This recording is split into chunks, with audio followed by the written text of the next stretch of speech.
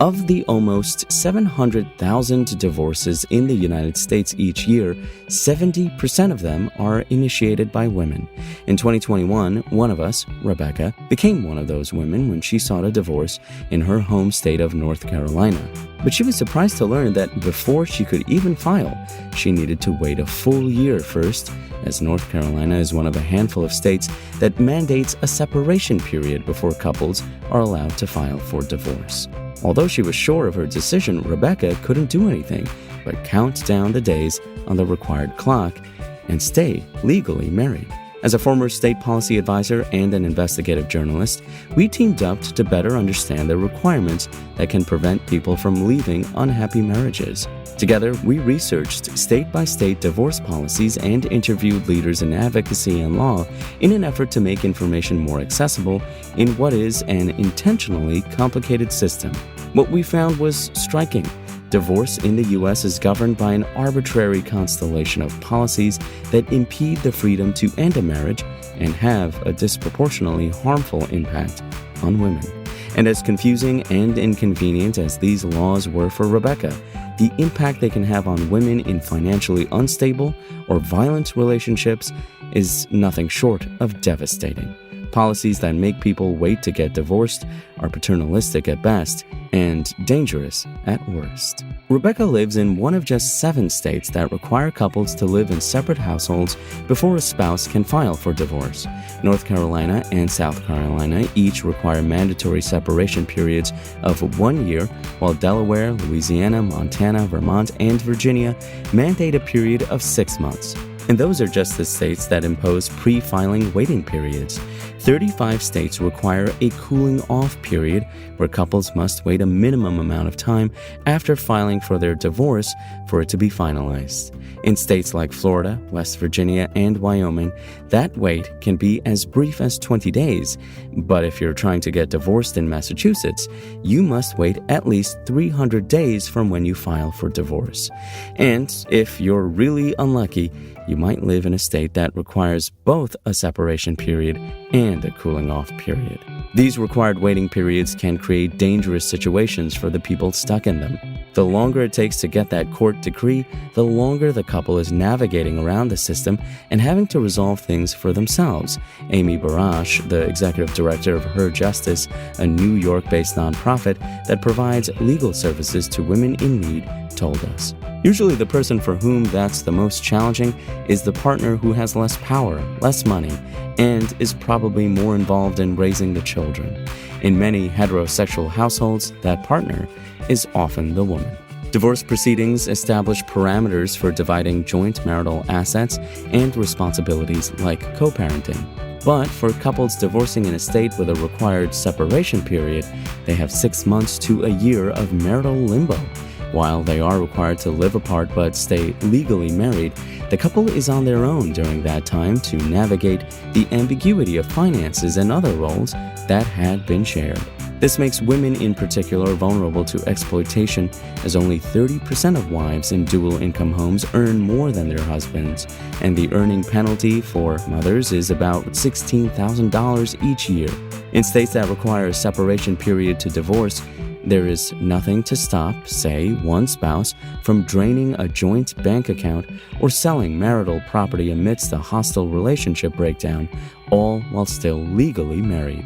These complicated laws are a holdover of a fraught American tradition to make divorce as difficult as possible. Until the 1950s, divorce cases were tried in the traditional legal system that required one spouse to have wronged the other under a specific set of legitimate reasons to end the marriage, like adultery or extreme cruelty. The petitioning spouse had to prove fault, a burden that required presenting extensive and often gender-biased evidence to the court. As divorce proceedings began to shift to new statewide systems of family courts, states enacted no-fault divorce policies wherein married couples could legally split without needing to demonstrate the fault of one spouse. Through the 1970s and onward, no-fault divorce became available nationwide and reduced prohibitive barriers to filing. A rapid rise in divorce rates followed as, for the first time, individuals had a more accessible way to end unwanted marriages. Today, filing for no-fault divorce is the only option in 17 states, while couples in the other 33 can choose to file either by citing a fault or with no fault. If you go the no-fault route, you might avoid the effort and resources it takes to prove your spouse's wrongdoings in court.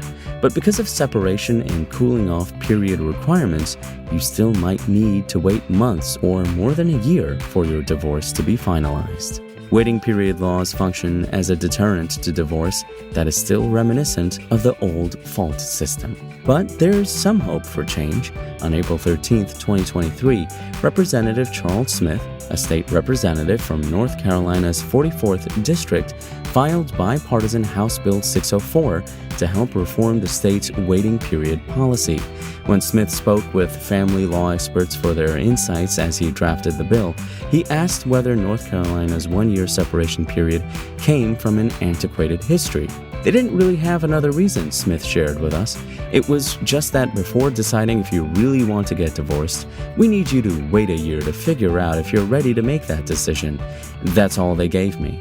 The new bill eliminates the required year-long separation period specifically for victims of domestic violence, a parallel effort to the recently filed bipartisan Senate Bill 575. Neither bill addresses the cooling-off period after filing. Women make up 85% of domestic violence victims and face the highest risk of serious injury or death when they try to leave their abusers. But in some states, North Carolina included, victims of domestic violence must still complete mandatory waiting periods without exception prior to filing for divorce.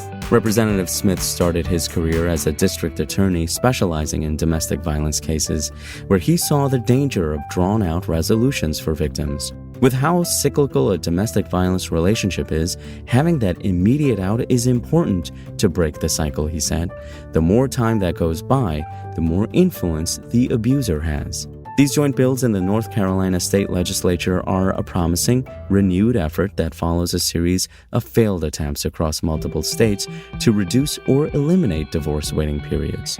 North Carolina's 2015 attempt to eliminate the year-long waiting period in cases of one spouse's felony conviction went nowhere, along with other stymied bills in 2019 and 2021.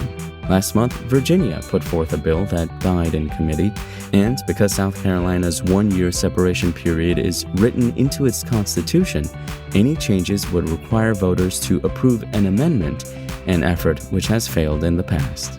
Each of these bills has attempted to chip away at outdated laws that put women at risk, but we need to consider how our society views divorce more broadly. We've got federal policies that affirmatively encourage marriage, Amy Barash told us. We make sure that if you're low income, the locality can't charge a fee to get your marriage license. We remove every possible barrier. But then, should you choose to end that marriage, barriers pop up in all sorts of ways.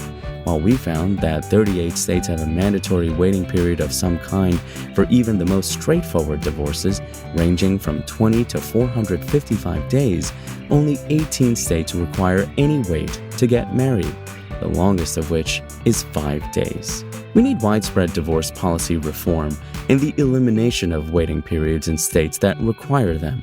But we also need to reckon with why divorce continues to be one of the most expensive, complicated, and stressful life experiences for American adults. The ability and time it takes to end an unhappy or unsafe marriage should not depend on whether you live in the Carolinas or California. We must make divorce accessible, safer, and more equitable for all. We see divorce as a social justice issue, Barash said. Highlighting the impact of ludicrously complicated divorce laws is so important, especially for women.